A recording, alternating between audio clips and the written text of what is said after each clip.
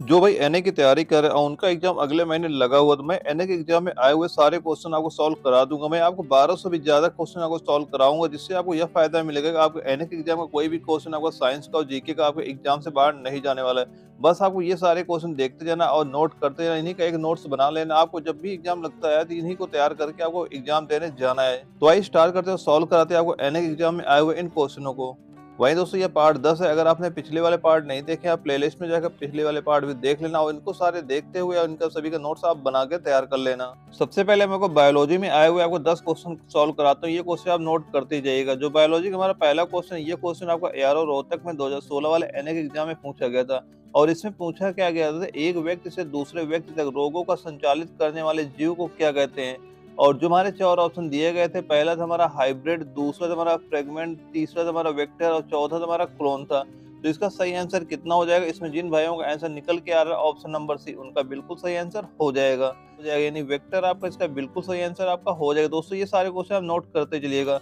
और इसके बाद जो हमारा अगला क्वेश्चन है, क्वेश्चन नंबर 2 है। इसमें हमसे पूछा गया था कि जीवित कोशिका में रेडियोधर्मी तत्वों को पता किस तकनीक से लगाया जा सकता है। और ये क्वेश्चन आपका एआरओ कैट में 2017 वाले एनए एग्जाम में पूछा गया था। और जो हमारे 4 ऑप्शन दिए गए थे, पहला था हमारा अपकेंद्र, दूसरा तुम्हारा था क्रोमेटोग्राफी, तीसरा तुम्हारा स्वचित्र और चौथा क्या तुम्हारा ऑट्रियोग्राफी था। और इसका सही आंसर कितना हो जाएगा, इसमें जिन भाइयों का आंसर निकल के आ रहा है ऑप्शन नंबर डी, उनका बिल्कुल सही आंसर हो जाएगा। यानी जीवित कोशिका में रेडियोधर्मी तत्वों को पता किस तकनीक से लगाया जाता है, तो वह हो जाएगा हमारा ऑट्रियो रेडियोग्राफी, यानी ऑप्शन नंबर डी आपका बिल्कुल सही आंसर इसका हो जाएगा।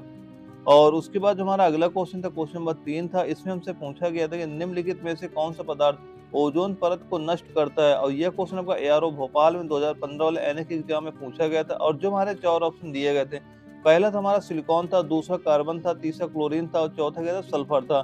तो इसका सही आंसर कितना हो जाएगा, इसमें जिन भाइयों का आंसर निकल के आ रहा है ऑप्शन नंबर सी, उनका बिल्कुल सही आंसर हो जाएगा।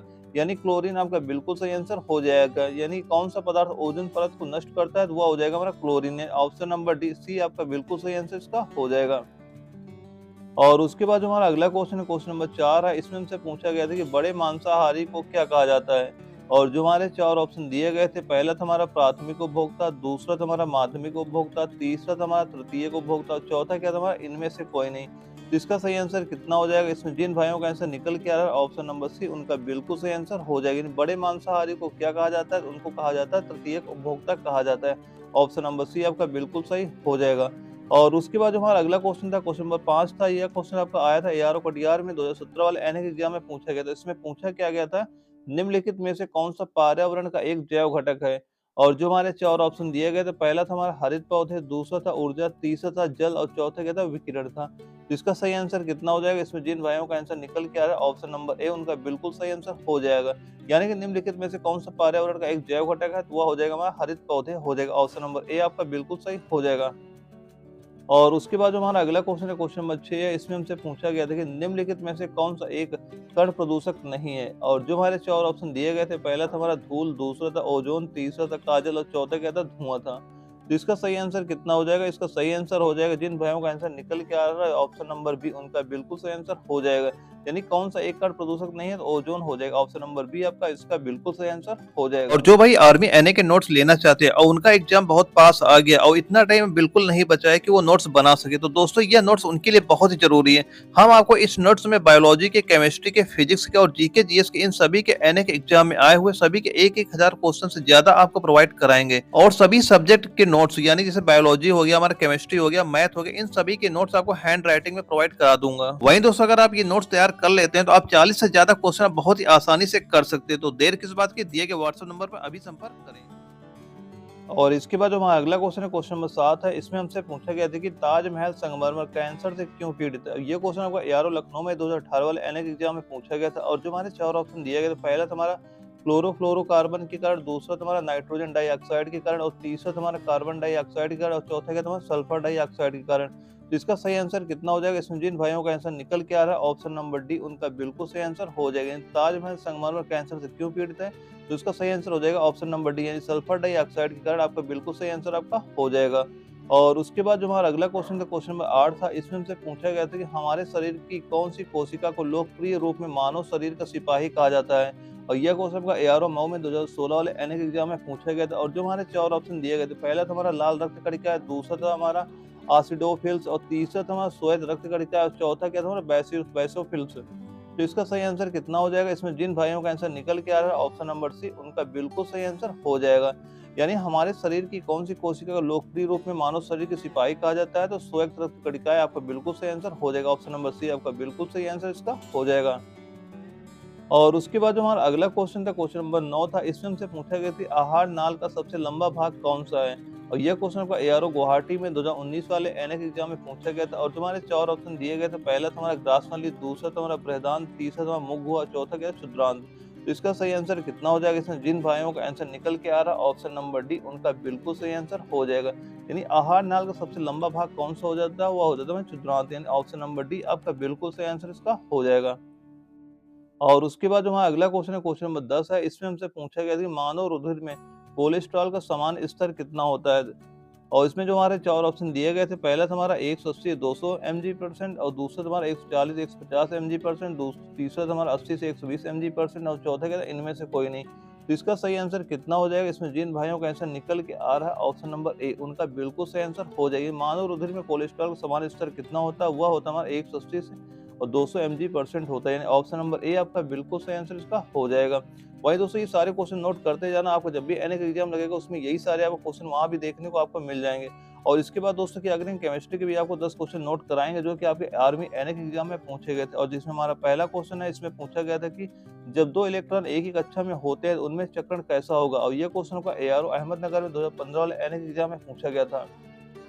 और जो हमारे 4 ऑप्शन दिए गए थे, पहला था हमारा एक जैसा चक्र, दूसरा था हमारा विपरीत चक्र, तीसरा था हमारा एक जैसा अथवा विपरीत चक्र और चौथा क्या था? इनमें से कोई नहीं। तो इसका सही आंसर कितना हो जाएगा? इसमें जिन भाइयों का आंसर निकल के आ रहा है ऑप्शन नंबर बी, उनका बिल्कुल सही आंसर हो जाएगा।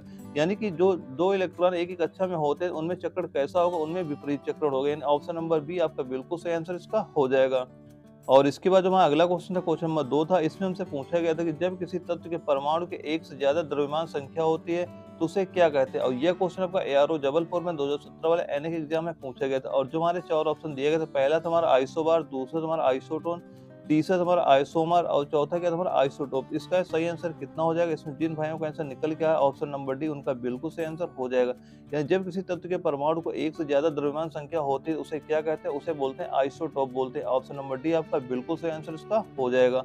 और उसके बाद जो हमारा अगला क्वेश्चन था, क्वेश्चन नंबर 3 था। इसमें हमसे पूछा गया था कि आजकल सड़कों पर रोशनी के लिए प्राय पीले लैंपों का प्रयोग किया जाता है। उन लैंपों में निम्न में से कौन सी गैस का प्रयोग किया जाता है? और जो हमारे 4 ऑप्शन दिए गए थे, पहला था हमारा सोडियम, दूसरा था नियॉन, तीसरा था हमारा हाइड्रोजन, चौथा था हमारा नाइट्रोजन।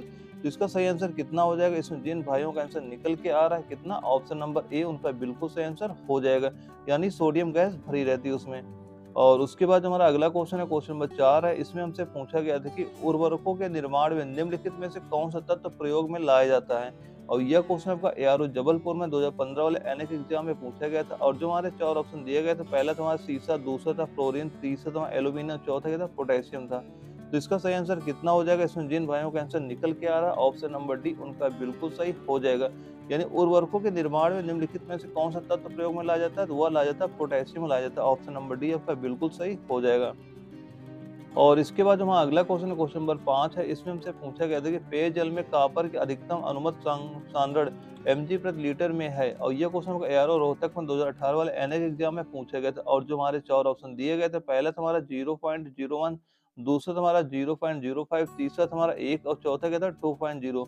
तो इसका सही आंसर कितना हो जाएगा? इसमें जिन भाइयों का आंसर निकल के आ रहा है ऑप्शन नंबर सी यानी 1, उनका बिल्कुल सही आंसर हो जाएगा। यानी पेयजल में कॉपर की अधिकतम अनुमत सांद्रण कितनी होती है? वो हो जाएगी 1 होती है। ऑप्शन नंबर सी आपका बिल्कुल सही आंसर आपका इसका हो जाएगा। और उसके बाद जो हमारा अगला क्वेश्चन है, क्वेश्चन नंबर 6 है। इसमें हमसे पूछा गया था कि निम्नलिखित में से कौन रंगहीन है? और यह क्वेश्चन आपका एआरओ मऊ में 2018 वाले एनएक एग्जाम में पूछा गया था। और जो हमारे 4 ऑप्शन दिए गए थे, पहला था हमारा क्लोरीन, दूसरा है ऑक्सीजन, तीसरा सल्फर और चौथा क्या है? फास्फोरस। तो निम्नलिखित में कौन सा रंगीन है? तो वह हो जाएगा हमारा ऑक्सीजन। यानी ऑप्शन नंबर बी आपका बिल्कुल सही आंसर इसका हो जाएगा। और इसके बाद जो हमारा अगला क्वेश्चन है, क्वेश्चन नंबर 7 है। इसमें हमसे पूछा गया था कि पानी में नाइट्रोजन आमतौर पर किस रूप में पाई जाती है? और ये क्वेश्चन आपका एआरओ लखनऊ में 2016 वाले एनएक एग्जाम में पूछा गया था और हमारे 4 ऑप्शन दिए गए थे। पहला था हमारा नाइट्रेट, दूसरा था हमारा नाइट्रस ऑक्साइड, तीसरा था हमारा नाइट्रिक ऑक्साइड और चौथा क्या था हमारा नाइट्राइड था। तो इसका सही आंसर कितना हो जाएगा? इसमें जिन भाइयों का आंसर निकल के आ रहा है ऑप्शन नंबर ए उनका बिल्कुल सही आंसर हो जाएगा। यानी पानी में नाइट्रोजन आमतौर पर किस रूप में पाई जाती है? वह पाई जाती है नाइट्रेट के रूप में पाई जाती है। ऑप्शन नंबर ए आपका बिल्कुल सही आंसर इसका हो जाएगा। और उसके बाद जो हमारा अगला क्वेश्चन था क्वेश्चन नंबर 8 है। इसमें हमसे पूछा गया कि भारी धातुओं का नाम इसलिए यह पड़ा क्योंकि इनमें अन्य परमाणुओं की तुलना में यह पाया जाता है। और यह क्वेश्चन आपका एआरओ भोपाल में 2011 वाले एनएक एग्जाम में आया हुआ था। और जो हमारे 4 ऑप्शन दिए गए थे, पहला था हमारा उच्च घनत्व और दूसरा था हमारा उच्च संख्या, तीसरा था हमारा उच्च परमाणुनीय पुंज और चौथा क्या था उच्च परमाणु त्रिज्या। तो इसका सही आंसर कितना हो जाएगा? इसमें जिन भाइयों का आंसर निकल के आ रहा है ऑप्शन नंबर सी उनका बिल्कुल सही आंसर हो जाएगा। यानी भारी धातुओं का नाम इसलिए पड़ा क्योंकि इनमें अन्य परमाणु की तुलना में यह क्या पाया जाता है? वह हो जाएगा हमारा उच्च परमाणुनीय पुंज पाया जाता है। ऑप्शन नंबर सी आपका इसका बिल्कुल सही आंसर हो जाएगा। और उसके बाद जो हमारा अगला क्वेश्चन क्वेश्चन नंबर 9 है। इसमें हमसे पूछा गया था कि निम्नलिखित में से किसमें स्टेनलेस स्टील में कठोरता आती है? यानी कि निम्नलिखित में से किससे स्टेनलेस स्टील में कठोरता आती है? यह क्वेश्चन का एआरओ जयपुर में 2017 वाले एनएक एग्जाम में पूछा गया था। और हमारे 4 ऑप्शन क्या थे? पहला था हमारा कार्बन, दूसरा था सीसा, तीसरा था टिन और चौथा क्या था जिंक था। तो इसका सही आंसर कितना हो जाएगा? इसमें जिन भाइयों का आंसर निकल के आ रहा है ऑप्शन नंबर ए उनका बिल्कुल सही आंसर हो जाएगा। यानी कि स्टेनलेस स्टील में कठोरता आती किससे आती है? वो कार्बन से आती है। ऑप्शन नंबर ए आपका बिल्कुल सही आंसर आपका हो जाएगा। और इसके बाद जो हमारा अगला क्वेश्चन था क्वेश्चन नंबर 10 था। इसमें हमसे पूछा गया था कि निम्नलिखित में से जंग-रोधी इस्पात का मुख्य घटक कौन-कौन से हैं? और यह क्वेश्चन आपका एआरओ ग्वालियर में 2016 वाले एनएक एग्जाम में पूछा गया था। और जो हमारे 4 ऑप्शन दिए गए थे, पहला था हमारा लोहा तथा कार्बन, दूसरा था चांदी, तीसरा था हमारा लोहा तथा निकल और चौथा क्या था हमारा लोहा, क्रोमियम तथा निकल। तो इसका सही आंसर कितना हो जाएगा? इसमें जिन भाइयों का आंसर निकल के आ रहा है ऑप्शन नंबर डी उनका बिल्कुल सही आंसर हो जाएगा। यानी कि निम्नलिखित में से जंग-रोधी इस्पात का मुख्य घटक कौन-कौन से होते हैं? तो वह हो जाएगा हमारा लोहा, क्रोमियम तथा निकल हो जाएगा। ऑप्शन नंबर डी आपका बिल्कुल सही आंसर हो जाएगा। आशा करता हूँ दोस्तों आपने केमिस्ट्री के 10 क्वेश्चन नोट कर लिए होंगे। दोस्तों इसके बाद आपको फिजिक्स के 10 क्वेश्चन नोट करा रहा हूँ जो कि आपके आर्मी एनएक एग्जाम में पूछे गए थे। दोस्तों ये सारे नोट कर लेना, आपके एग्जाम में यही सारे क्वेश्चन वहाँ भी आपको देखने को मिल जाएंगे। और इसमें जो हमारा पहला क्वेश्चन था कि मृत्यु के पश्चात नेत्रदान के लिए नेत्रों को कितने घंटों के भीतर निकाल लेना चाहिए? और ये क्वेश्चन आपका एआरओ आगरा में 2015 वाले एनएक एग्जाम में पूछा गया था। और हमारे जो 4 ऑप्शन दिए गए थे, पहला था हमारा 9 घंटे, दूसरा था 12 घंटे, तीसरा 6 घंटे और चौथा था हमारे 24 घंटे। तो इसका सही आंसर कितना हो जाएगा? इसमें जिन भाइयों का आंसर निकल के आ रहा है ऑप्शन नंबर सी यानी 6 घंटे उनका बिल्कुल सही आंसर हो जाएगा। मृत्यु के पश्चात नेत्रदान के लिए नेत्रों को कितने घंटों पहले भीतर निकाल लेना चाहिए? तो हो जाएगा हमारा 6 घंटे पहले निकाल लेना चाहिए। ऑप्शन नंबर सी आपका बिल्कुल सही आंसर हो जाएगा। और इसके बाद जो हमारा अगला क्वेश्चन था क्वेश्चन नंबर 2 था। इसमें हमसे पूछा गया था कि पृथ्वी के वायुमंडल की अनुपस्थिति में आकाश कैसा प्रतीत होता है? और ये क्वेश्चन आपका एआरओ नागपुर में 2018 वाले एनएक एग्जाम में पूछा गया था। और हमारे 4 ऑप्शन क्या थे? पहला था हमारा नीला, दूसरा सफेद, तीसरा काला, चौथा क्या था गहरा लाल। तो इसका सही आंसर कितना हो जाएगा? इसमें जिन भाइयों का आंसर निकल के आ रहा है ऑप्शन नंबर सी उनका बिल्कुल सही आंसर हो जाएगा। यानी पृथ्वी के वायुमंडल की अनुपस्थिति में आकाश कैसा प्रतीत होगा? तो वह होगा काला प्रतीत होगा। ऑप्शन नंबर सी आपका बिल्कुल सही हो जाएगा। और इसके बाद जो हमारा अगला क्वेश्चन था क्वेश्चन नंबर 3 था। इसमें हमसे पूछा गया था कि पानी में से पैदा होने वाले बुलबुले में जो चमक होती है वह किस प्रक्रिया के कारण होती है? और यह क्वेश्चन आपका एआरओ अहमदनगर में 2011 वाले एनएक एग्जाम में पूछा गया था। और जो हमारे 4 ऑप्शन दिए गए थे, पहला तुम्हारा प्रकाश के परावर्तन के कारण, दूसरा तुम्हारा प्रकाश के प्रकीर्णन के कारण और तीसरा तुम्हारा प्रकाश के अपवर्तन के कारण और चौथा क्या तुम्हारा प्रकाश के संपूर्ण आंतरिक परावर्तन के कारण। तो इसका सही आंसर कितना हो जाएगा? इसमें जिन भाइयों का आंसर निकल के आ रहा है ऑप्शन नंबर डी उनका बिल्कुल सही आंसर हो जाएगा। यानी पानी में से पैदा होने वाले बुलबुले में जो चमक होती है वह किस प्रक्रिया के कारण होती है? वह होती है प्रकाश के संपूर्ण आंतरिक परावर्तन के कारण। यानी ऑप्शन नंबर डी आपका बिल्कुल सही आंसर इसका हो जाएगा। और उसके बाद हमारा अगला क्वेश्चन था क्वेश्चन नंबर 4 था। इसमें हमसे पूछा गया था कि किसी तार वाले वाद्य यंत्र से पैदा हुई संगीत की ध्वनि की गुणवत्ता किस पर निर्भर करती है? और यह क्वेश्चन का एआरओ लखनऊ में 2016 वाले एनएक एग्जाम में पूछा गया था। और जो हमारे 4 ऑप्शन दिए गए थे, पहला तुम्हारा कंपन का आयाम, दूसरा तुम्हारा वाद्य यंत्र में तारों की लंबाई, तीसरा तुम्हारा ध्वनि की तरंग का रूप और चौथा क्या तुम्हारा कंपन की आवृत्ति। तो इसका सही आंसर कितना हो जाएगा? इसमें जिन भाइयों का आंसर निकल के आ रहा है ऑप्शन नंबर सी उनका बिल्कुल सही आंसर हो जाएगा। यानी किसी तार वाले वाद्य यंत्र में पैदा हुए संगीत की ध्वनि की गुणवत्ता किस पर निर्भर करती है? तो यह निर्भर करेगी ध्वनि की तरंग के रूप में। यानी ऑप्शन नंबर सी आपका बिल्कुल सही आंसर हो जाएगा इसका। और उसके बाद जो हमारा अगला क्वेश्चन है क्वेश्चन नंबर 5 है। इसमें हमसे पूछा गया था कि एक सामान्य मनुष्य के लिए न्यूनतम स्पष्ट दृष्टि की दूरी कितनी होती है? और यह क्वेश्चन आपका एआरओ अगरतला में 2011 वाले एनएक एग्जाम में पूछा गया था। और जो हमारे 4 ऑप्शन दिए गए थे, पहला था हमारा 10 सेंटीमीटर, दूसरा तुम्हारा 70 सेंटीमीटर और तीसरा तुम्हारा 100 सेंटीमीटर और चौथा क्या था हमारा 25 सेंटीमीटर। तो तो इसका सही आंसर कितना हो जाएगा? इसमें जिन भाइयों का आंसर निकल के आ रहा है ऑप्शन नंबर डी उनका बिल्कुल सही आंसर हो जाएगा। यानी एक सामान्य मनुष्य के लिए न्यूनतम स्पष्ट दृष्टि की कितनी दूरी होती है? वह होती है हमारी 25 सेंटीमीटर होती है। और इसके बाद जो हमारा अगला क्वेश्चन है क्वेश्चन नंबर 6 था। इसमें हमसे पूछा गया था कि किस दर्पण से प्रतिबिंब आभासी सीधता बिंदु के साइज का बनता है? और यह क्वेश्चन हमको एआरओ मऊ में 2015 वाले एनएक एग्जाम में पूछा गया था। और हमारे जो 4 ऑप्शन दिए गए थे, पहला था हमारा अवतल, दूसरा था समतल, तीसरा था उत्तल और चौथा क्या था? इनमें से कोई नहीं। तो इसका सही आंसर कितना हो जाएगा? इसमें जिन भाइयों का आंसर निकल के आ रहा है ऑप्शन नंबर सी उनका बिल्कुल सही आंसर हो जाएगा। यानी किस दर्पण से प्रतिबिंब आभासी सीधता बिंदु के साइज का बनता है? वह हो जाएगा हमारा उत्तल दर्पण। यानी ऑप्शन नंबर सी आपका बिल्कुल सही आंसर इसका हो जाएगा। और उसके बाद जो हमारा अगला क्वेश्चन है क्वेश्चन नंबर 7 है। इसमें हमसे पूछा गया था कि जब जल जम जाता है तो उसका घनत्व में क्या प्रभाव पड़ता है? और ये क्वेश्चन का एआरओ भोपाल में 2018 वाले एनएक एग्जाम में पूछा गया था। और जो हमारे 4 ऑप्शन दिए गए थे, पहला तो हमारा घनत्व बढ़ता है, दूसरा हमारा अपरिवर्तित रहता है, तीसरा घटता है, चौथा क्या हो जाएगा? इनमें से कोई नहीं। तो इसका सही आंसर कितना हो जाएगा? इसमें जिन भाइयों का आंसर निकल के आ रहा है ऑप्शन नंबर सी उनका बिल्कुल आंसर सही हो जाएगा। यानी जब जल जमता है तो उसका घनत्व में क्या प्रभाव पड़ता है? उसका घनत्व क्या हो जाता है? घटता है। ऑप्शन नंबर सी आपका बिल्कुल सही आंसर हो जाएगा। और उसके बाद जो हमारा अगला क्वेश्चन है क्वेश्चन नंबर 8 है। इसमें हमसे पूछा गया था कि समुद्र में डूबी वस्तु का पता लगाने के लिए किस यंत्र का प्रयोग किया जाता है? और यह क्वेश्चन आपका एआरओ नागपुर में 2017 वाले एनएक एग्जाम में पूछा गया था। और जो हमारे 4 ऑप्शन दिए गए थे, पहला था हमारा लेजर, दूसरा हमारा रडार, तीसरा हमारा मेसर और चौथा क्या था? सोनार था। तो इसका सही आंसर कितना हो जाएगा? इसमें जिन भाइयों का आंसर निकल के आ रहा है ऑप्शन नंबर डी उनका बिल्कुल सही आंसर हो जाएगा। यानी समुद्र में डूबी वस्तु का पता लगाने के लिए किस यंत्र का प्रयोग किया जाता है? तो सोनार का प्रयोग किया जाता है। ऑप्शन नंबर डी आपका बिल्कुल सही आंसर इसका हो जाएगा। और उसके बाद जो हमारा अगला क्वेश्चन है क्वेश्चन नंबर 9 आया था। इसमें हमसे पूछा गया था ओम का नियम का सही सूत्र क्या हो जाएगा? और ये क्वेश्चन का एआरओ अहमदनगर में 2018 वाले एनएक एग्जाम में पूछा गया था। और जो हमारे 4 ऑप्शन दिए गए थे, पहला था हमारा आई बराबर वी आर, दूसरा तुम्हारा आर बराबर वी आई और चौथा क्या था हमारा? वी बराबर आई आर और चौथा क्या था हमारा? यह सभी। यानी इसका सही आंसर कितना हो जाएगा? इसमें जिन भाइयों का आंसर निकल के आ रहा है ऑप्शन नंबर सी उनका बिल्कुल सही आंसर हो जाएगा। यानी ओम का नियम का सही सूत्र क्या हो जाएगा? वो हो जाएगा हमारा वी बराबर आई आर सही हो जाएगा। यानी ऑप्शन नंबर सी आपका बिल्कुल सही आंसर इसका हो जाएगा। और इसके बाद जो हमारा अगला क्वेश्चन है क्वेश्चन नंबर 10 था। इसमें हमसे पूछा गया था कि माइक्रोफोन बदलता है। और ये क्वेश्चन आपका एआरओ लखनऊ में 2017 वाले एनएक एग्जाम में पूछा गया था। और जो हमारे 4 ऑप्शन दिए गए थे, पहला तुम्हारा ध्वनि ऊर्जा को विद्युत ऊर्जा में, और दूसरा तुम्हारा ध्वनि ऊर्जा को रेडियो ऊर्जा में, तीसरा तुम्हारा ध्वनि ऊर्जा को चुंबकीय ऊर्जा में और चौथा क्या था? इनमें से कोई नहीं। तो इसका सही आंसर कितना हो जाएगा? इसमें जिन भाइयों का आंसर निकल के आ रहा है ऑप्शन नंबर ए उनका बिल्कुल सही आंसर हो जाएगा। यानी ध्वनि ऊर्जा को विद्युत ऊर्जा में बदलता है। यानी ऑप्शन नंबर ए आपका बिल्कुल सही आंसर इसका हो जाएगा। वहीं दोस्तों आशा करता हूँ आपने फिजिक्स के 10 क्वेश्चन नोट कर लिए होंगे। दोस्तों इसके बाद आपको जीके जीएस के 10 क्वेश्चन नोट करा रहा हूँ जो कि आपके आर्मी एनएक एग्जाम में पूछे गए हैं। और इसमें हमारा पहला क्वेश्चन था कि डूरंड कप किस खेल से संबंधित है? और ये क्वेश्चन आपका एआरओ गुवाहाटी में 2015 में पूछा गया था। और जो हमारे 4 ऑप्शन दिए गए थे, पहला था फुटबॉल, दूसरा क्रिकेट, तीसरा बैडमिंटन, चौथा क्या था? बास्केटबॉल। तो इसका सही आंसर कितना हो जाएगा? इसमें जिन भाइयों का आंसर निकल के आ रहा है ऑप्शन नंबर ए उनका बिल्कुल सही आंसर हो जाएगा। यानी डूरंड कप किस खेल से संबंधित? यह हो जाएगा ना फुटबॉल से संबंधित है। ऑप्शन नंबर ए आपका बिल्कुल सही आंसर इसका हो जाएगा। और इसके बाद जो हमारा अगला क्वेश्चन है क्वेश्चन नंबर 2 है। इसमें हमसे पूछा गया था कि कौन से राज्य की सीमा नेपाल, भूटान और चीन के साथ लगती है? और ये क्वेश्चन आपका एआरओ मऊ में 2016 वाले एनएक एग्जाम में पूछा गया था।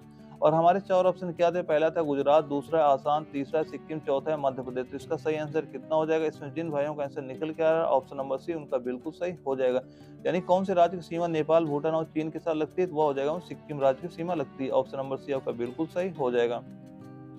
और इसके बाद हमारा अगला क्वेश्चन है क्वेश्चन नंबर 3 है। इसमें हमसे पूछा गया था कि अंतर्राष्ट्रीय न्यायालय में न्यायाधीशों का कार्यकाल कितने वर्षों का होता है? और यह क्वेश्चन आपका एआरओ भोपाल में 2018 वाले एनएक एग्जाम में पूछा गया था। और हमारे 4 ऑप्शन थे, पहला था 15 वर्ष, दूसरा था 9 वर्ष, तीसरा तुम्हारा 5 वर्ष और चौथा क्या तुम्हारा 6 वर्ष है। जिसका सही आंसर कितना हो जाएगा? इसमें जिन भाइयों का आंसर निकल के आ रहा है ऑप्शन नंबर बी उनका बिल्कुल सही आंसर हो जाएगा। यानी अंतर्राष्ट्रीय न्यायालय में न्यायाधीशों का कार्यकाल कितने वर्ष का होता है? तो वह होता है हमारा 9 वर्ष का होता है। ऑप्शन नंबर बी आपका बिल्कुल सही आंसर हो जाएगा। और इसके बाद हमारा अगला क्वेश्चन क्वेश्चन नंबर 4 है। इसमें हमसे पूछा गया था भारत में सबसे ज्यादा बंदरगाह किस राज्य में है? और यह क्वेश्चन आपका एआरओ लखनऊ में 2016 वाले एनएक एग्जाम में पूछा गया था। और हमारे 4 ऑप्शन क्या थे? पहला हमारा गुजरात, दूसरा है महाराष्ट्र, तीसरा है राजस्थान, चौथा क्या? तमिलनाडु। तो इसका सही आंसर कितना हो जाएगा? इसमें जिन भाइयों का आंसर निकल के आ रहा है ऑप्शन नंबर डी उनका बिल्कुल सही आंसर हो जाएगा। यानी भारत में सबसे ज्यादा बंदरगाह किस राज्य में है? वह हो जाएगा हमारे तमिलनाडु राज्य में। ऑप्शन नंबर डी आपका बिल्कुल सही आंसर हो जाएगा। और इसके बाद हमारा अगला क्वेश्चन है क्वेश्चन नंबर 5 है। इसमें हमसे पूछा गया था कि हरगोविंद खुराना को किस क्षेत्र में नोबेल पुरस्कार दिया गया था? और ये क्वेश्चन आपका एआरओ भोपाल में 2016 वाले एनएक एग्जाम में पूछा गया था। और हमारे 4 ऑप्शन क्या थे? विज्ञान क्षेत्र, पहले, दूसरा था साहित्य क्षेत्र, तीसरा हमारा फिल्म क्षेत्र और चौथा क्या था? इनमें से कोई नहीं। तो इसका सही आंसर कितना हो जाएगा? इसमें जिन भाइयों का आंसर निकल के आ रहा है ऑप्शन नंबर ए उनका बिल्कुल सही आंसर हो जाएगा। यानी हरगोविंद खुराना को किस क्षेत्र में नोबेल पुरस्कार दिया गया था? वह दिया गया था विज्ञान क्षेत्र में दिया गया था। ऑप्शन नंबर ए आपका बिल्कुल सही हो जाएगा।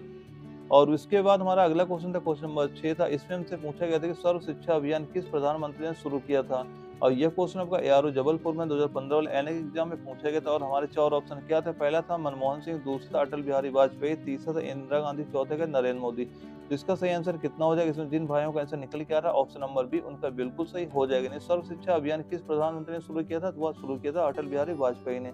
ऑप्शन नंबर बी आपका बिल्कुल सही हो जाएगा। और इसके बाद जो हमारा अगला क्वेश्चन है, क्वेश्चन नंबर 7 है। इसमें हमसे पूछा गया था कि राष्ट्रीय उपभोक्ता अधिकार दिवस कब मनाया जाता है? और यह क्वेश्चन आपका एआरओ रोहतक में 2016 वाले एनएक एग्जाम में पूछा गया था। और हमारे 4 ऑप्शन क्या थे? पहला था 5 सितंबर, दूसरा था हमारा 24 सितंबर और तीसरा था हमारा 10 जनवरी और चौथा क्या था? 2 अक्टूबर। तो इसका सही आंसर कितना हो जाएगा? इसमें जिन भाइयों का आंसर निकल के आ रहा है ऑप्शन नंबर बी उनका बिल्कुल सही आंसर हो जाएगा। यानी राष्ट्रीय उपभोक्ता अधिकार दिवस कब मनाया जाता है? यह मनाया जाता है 24 दिसंबर को मनाया जाता है। ऑप्शन नंबर बी आपका बिल्कुल सही आंसर इसका हो जाएगा। और इसके बाद हमारा अगला क्वेश्चन था, क्वेश्चन नंबर 8 था। इसमें हमसे पूछा गया था कि किस संविधान संशोधन के तहत केंद्र शासित प्रदेश दिल्ली को विशेष दर्जा देते उसे राष्ट्रीय राजधानी क्षेत्र दिल्ली बनाया गया था। और पहला ऑप्शन था हमारा 69वां संशोधन 1991, दूसरा था हमारा 65वां संशोधन 1980, तीसरा था हमारा 55वां संशोधन 1952 और चौथा क्या था? इनमें से कोई नहीं। तो इसका सही आंसर कितना हो जाएगा? इसमें जिन भाइयों का आंसर निकल के आ रहा है ऑप्शन नंबर ए उनका बिल्कुल सही आंसर हो जाएगा। यानी किस संविधान संशोधन के तहत केंद्र शासित प्रदेश दिल्ली को विशेष दर्जा देते हुए उसे राष्ट्रीय राजधानी क्षेत्र दिल्ली बनाया गया, तो वह हो जाएगा हमारा ऑप्शन नंबर ए यानी 69वां संविधान संशोधन 1991 के द्वारा। ऑप्शन नंबर ए आपका बिल्कुल सही आंसर इसका हो जाएगा। और इसके बाद हमारा अगला क्वेश्चन है, क्वेश्चन नंबर 9 है। इसमें हमसे पूछा गया था कि प्रधानमंत्री जनधन योजना की शुरुआत कब हुई थी? और यह क्वेश्चन आपका एआरओ लखनऊ में 2017 वाले एनएक एग्जाम में पूछा गया था। और हमारे 4 ऑप्शन क्या थे? पहला था हमारा 1 जनवरी 2014, दूसरा था हमारा 28 अगस्त 2015, तीसरा था हमारा 28 अगस्त 2014 और चौथा क्या था? 1 अगस्त 2015। तो इसका सही आंसर कितना हो जाएगा? इसमें जिन भाइयों का आंसर निकल के आ रहा है ऑप्शन नंबर सी उनका बिल्कुल सही आंसर हो जाएगा। यानी प्रधानमंत्री जनधन योजना की शुरुआत कब हुई थी? यह शुरुआत हुई थी 28 अगस्त 2014 को हुई थी। ऑप्शन नंबर सी आपका बिल्कुल सही आंसर इसका हो जाएगा। और इसके बाद हमारा अगला क्वेश्चन क्वेश्चन नंबर 10 था। इसमें हमसे पूछा गया था इतिहास का काला बजट भारत के किस बजट को कहा जाता है? और ये क्वेश्चन आपका एआरओ जबलपुर में 2018 वाले एनएक एग्जाम में पूछा गया था। और हमारे जो 4 ऑप्शन दिए गए थे, पहला तो हमारा था 1980 से 1981, दूसरा था हमारा 1970 से 1971, तीसरा था हमारा 1973 से 1974 और चौथा क्या था? इनमें से कोई नहीं। तो इसका सही आंसर कितना हो जाएगा? इसमें जिन भाइयों का आंसर निकल के आ रहा है ऑप्शन नंबर सी उनका बिल्कुल सही आंसर हो जाएगा। नहीं, इतिहास का काला बजट भारत के किस बजट को कहा जाता है? तो वह कहा जाता है 1973 से 1974 में जो बजट प्रस्तुत किया गया था उसको काला बजट के नाम से जाना जाता है। ऑप्शन नंबर सी आपका बिल्कुल सही आंसर इसका हो जाएगा। वहीं दोस्तों आशा करता हूँ आपने ये 40 क्वेश्चन नोट कर लिए होंगे। दोस्तों आपको धीरे-धीरे जब तक आपका एग्जाम लगेगा मैं आपको 1200 से ज़्यादा क्वेश्चन आपको सॉल्व करा दूँगा। आप ये सारे क्वेश्चन नोट करते जाना और अपना एग्जाम देने जाना। जब भी आप एग्जाम देने जाएँगे वहाँ पे आपका जीके और साइंस कोई भी क्वेश्चन आपका पेपर से बाहर नहीं जाने वाला। आपको यही सारे क्वेश्चन वहाँ पे देखने को मिल जाएँगे। बस आपको ये सारे क्वेश्चन पढ़ते हुए वहाँ पे जाना है। और जो भाई नोट्स लेना चाहते हो दिए गए व्हाट्सएप नंबर पे संपर्क करके नोट्स ले सकते हैं। इससे आपको क्या फायदा मिलेगा? आपका टाइम बच जाएगा, आपको नोट्स बनाने नहीं होंगे, केवल आपको उन्हीं को तैयार करना है, उन्हीं के बारे में रिवीजन करते जाना है आपको। और जो भाई इस क्लास की पीडीएफ लेना चाहते हैं वो हमें इंस्टाग्राम में मैसेज करके इसकी पीडीएफ ले सकते हैं। इंस्टाग्राम को जो लिंक है हमने वीडियो के डिस्क्रिप्शन में लगा रखा है, आप वहां से इंस्टाग्राम में मैसेज करके इसका पीडीएफ ले सकते हैं। वहां पे हम आपको इसका पीडीएफ प्रोवाइड करा देंगे। और दोस्तों अगर ये वीडियो आपको अच्छी लगे तो वीडियो को लाइक करना, अगर आप चैनल नए हो चैनल सब्सक्राइब करना था, आगे भी चल के आपको इस तरह की वीडियो मिलते रहे। ओके दोस्तों, मिलते हैं अगले वीडियो में, तब तक के लिए जय हिंद, वंदे मातरम।